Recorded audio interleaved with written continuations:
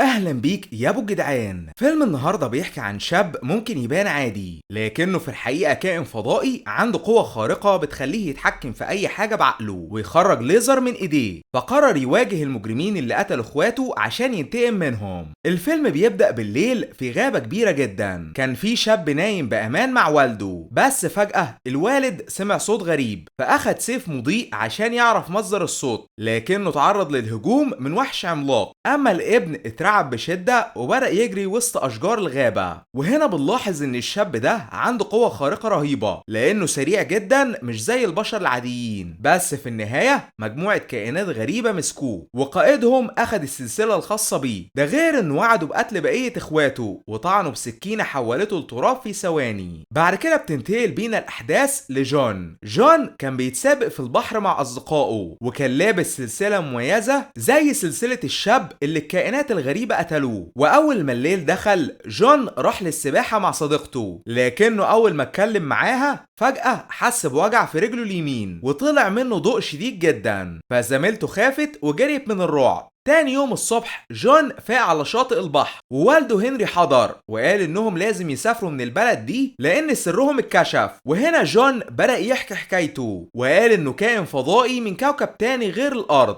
لكنهم اتعرضوا للهجوم من مجرمين عديم الرحمة اسمهم الماجدو، قتلوا كل سكان الكوكب الا جون هو واخواته التسعة، هربوا للارض. بس كل ما واحد من اخوات جون بيموت بتظهر علامته المميزة على رجله، ده غير ان هنري ما يبقاش والد جون الحقيقي لكنه يبقى حارسه الشخصي اللي المفروض يحميه من الخطر، بسبب ان هنري واخواته عندهم قوة خارقة مميزة ممكن تساعدهم يبنوا كوكبهم من جديد. وبعد ايام من السفر هنري اخد جون لبلد بعيدة عن الانظار وسجله بالمدرسة الثانوية عشان يختلط ما بين البشر ومجرمين المجدو ما يقدروش يوصلوا له، ده غير ان هنري اشترى بيت مهجور عشان يعيش فيه مع جون. بس جون كان متضايق لانه مش عايز يفضل هربان طول حياته.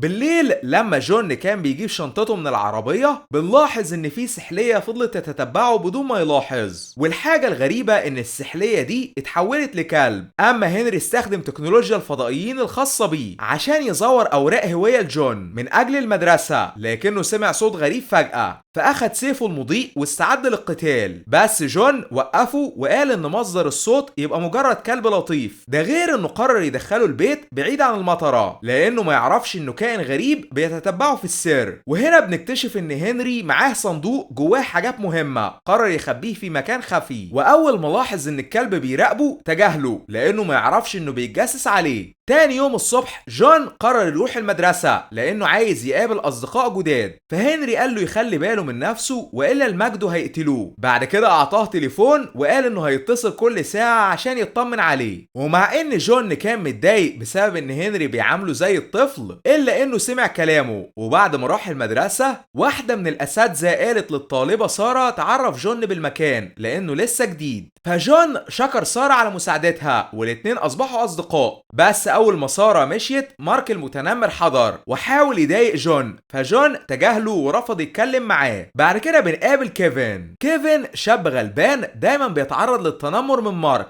وجون ساعده لانه حاسس انه شاب طيب. وهنا بنلاحظ ان طول الوقت جون كان حزين بشدة لان كوكبه اتدمر وثلاثة من اخواته التسعة ماتوا، معنى كده ان مفيش غير 6 بس هو واحد منهم. وبعد انتهاء المدرسة لما التلاميذ كانوا بيستريحوا جون لمح مارك وهو بيتنمر على كيفن، فاخد كورة ورماها على واحد من اصدقائه وقعه بالارض، فجون اتصدم لانه اول مرة يبقى قوي بالشكل ده. حتى سارة لمحته من بعيد واعجبت بيه لانه ساعد كيفن ضد المتنمرين. اما مجرمين المجدو كانوا بيبحثوا عن جون واخواته في السر لحد ما قربوا من المدينة الموجود بيها.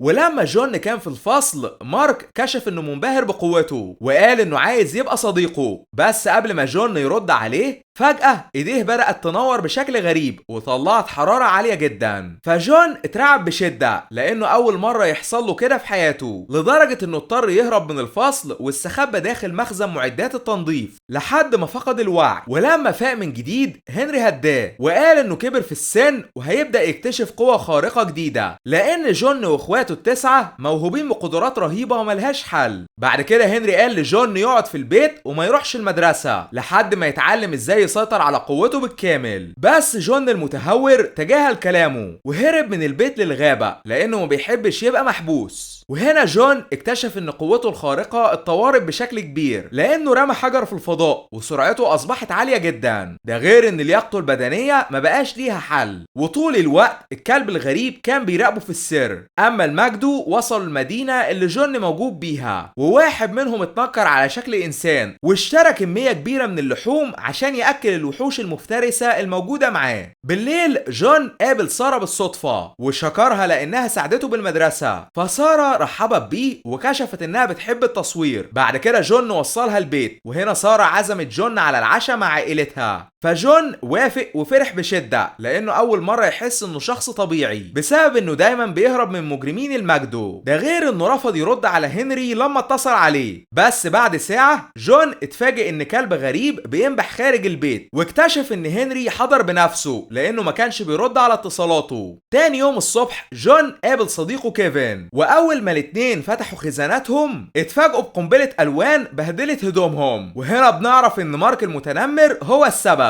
فجون اتعصب وكان هيضربه لكنه تمالك اعصابه لان عنده قوة خارقة وممكن يقتله بلكمة واحدة بس. ولما جون وكيفن كانوا بينظفوا ملابسهم، كيفن كشف ان والده كان عالم فيزيائي لكنه مات في حادث مجهول وهو بيبحث عن ادلة لوجود الكائنات الفضائية. فجون حاول يساعد كيفن يعرف مين قاتل والده باستخدام قوته الخارقة لكنه رفض عشان ما يكشفش اسراره.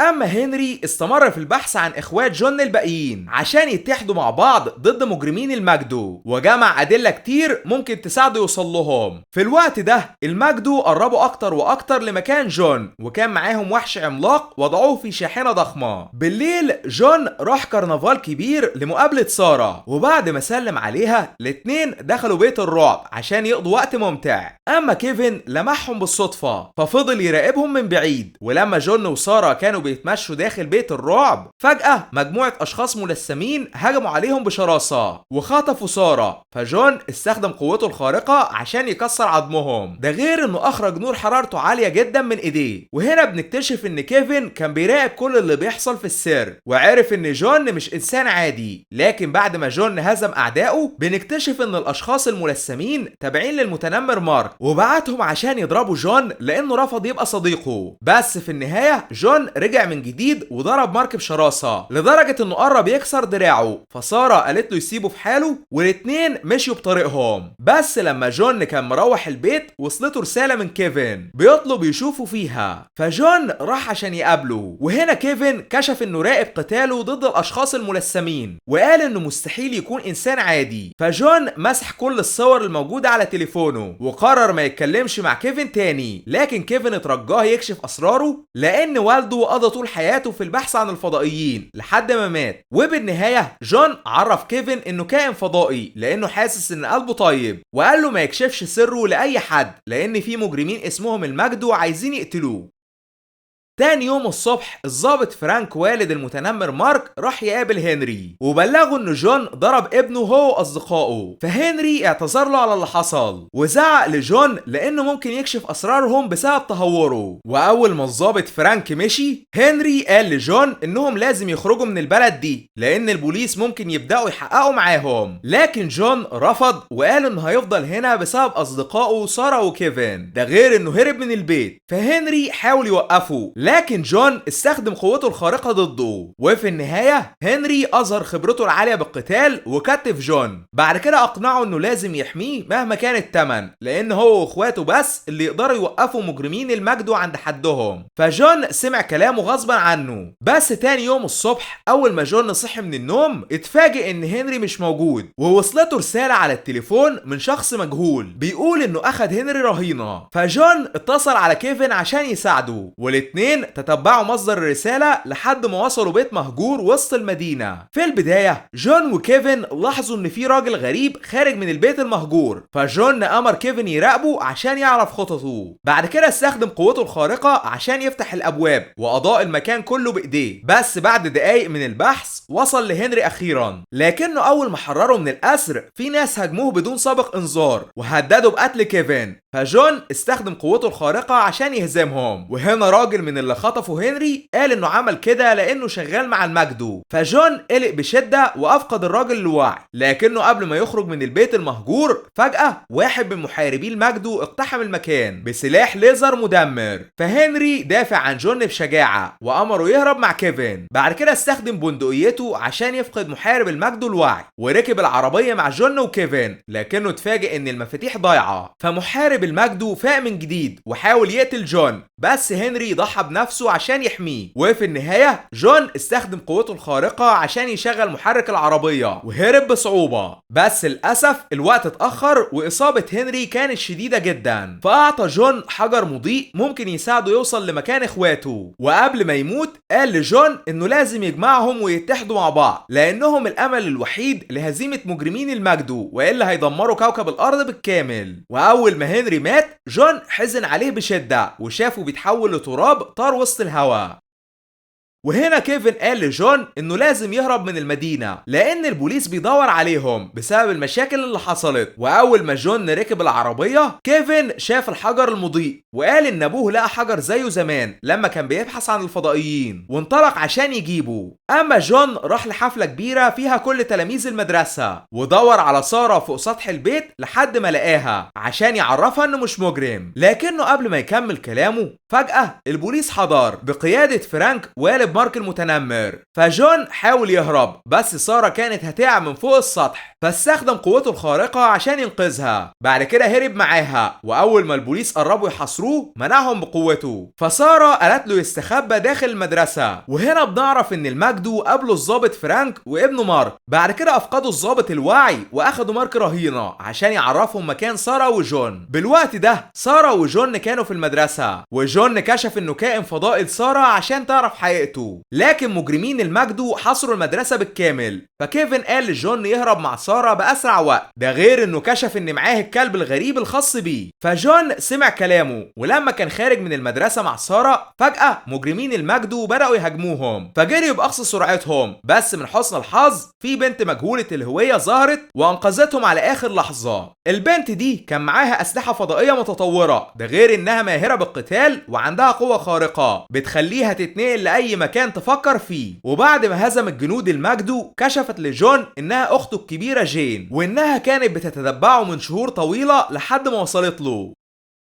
اما كيفن لاحظ ان الماجدو اطلقوا الوحوش الموجودة داخل شاحنتهم، فالكلب الغريب اتحول لوحش عملاق عشان يحمي جون من الخطر. واول ما كيفن قابل جون وسارة وجين الجميع اتفاجئوا ان الوحوش العملاقة هجمت عليهم بدون سابق انذار. فجون استدرج واحد منهم عشان يبعده عن اصدقائه واستخدم قوته الخارقة لتدميره، بس الوحش كان قوي جدا وقرب يقتل جون. لكن من حسن الحظ الكلب الغريب ظهر فجأة وانقذه على اخر لحظة. اما جين كانت بتقاتل بعض جنود الماجدو لوحدها واتصابت بشدة، لكنها اول ما شافت جون قالت له يستخدم النور الموجود في ايده، وكشفت ان النور ده بيشحن قوتها عشان ترجع تقاتل من جديد. وهنا جون استخدم قوته الخارقة عشان يحمي نفسه من الليزر. اما جين انتقلت بسرعة في كل حتة وقتلت واحد من الماجدو بمهارة عالية. بعد كده رمت السكينة لجون فانهى على خصمه هو كمان. اما الكلب الغريب حارب وحش الماجدو بشراسة رهيبة وقدر انه يغلبه، لكنه اتصاب بشدة وسط القتال ومات في النهاية. ولما جون وجين وكيفن وسارة كانوا بيهربوا من المدرسة اتفاجئوا ان قائد الماجدو واتباعه حصروهم من كل اتجاه، فسارة وكيفن راحوا عشان يستخبوا. اما جون واخته جين قتلوا بسالة، واول ما اتحدوا مع بعض قدروا يهزموا جزء كبير من جنود الماجدو. بس في وحش عملاق خطف جين وطار بيها وسط الهواء، فجون اخرج شعاع قوي من ايديه عشان يحميها. وللاسف قائد الماجدو استغل تشتته عشان يضربه بالليزر. بعد كده خنق جون وقال انه بعد ما يقتله هيسيطر على كوكب الارض بالكامل، بس جون رفض الاستسلام واستخدم شعاع ايديه عشان يسخن طلقات ليزر الماجدو. واخته جين انتقلت عشان تبعده عن الانفجار على اخر لحظة وحمته نجته من النار المشتعلة بقوتها الخارقة. فكيفن وسارة فرحوا بشدة لانهم انتصروا اخيرا. تاني يوم الصبح جون وجين وصلوا الاحجار المضيئة ببعضها وعرفوا مكان بقية اخواتهم، فانطلقوا عشان يوصلوا لهم. اما مارك المتنمر اعتذر لجون على افعاله واعطاه صندوق هنري السري. بعد كده جون ودع سارة في حزن، وكيفن قرر يجي معاه هو وجين عشان يبحثوا عن بقية اخواتهم المفقودين. وده كان ملخص الفيلم يا ابو الجدعان، لكن الملخصات الجاية كتير. اشترك يا اسطى عشان يوصلك كل جديد من قناة جدع الملخصات، واشوفك الفيديو القادم ان شاء الله.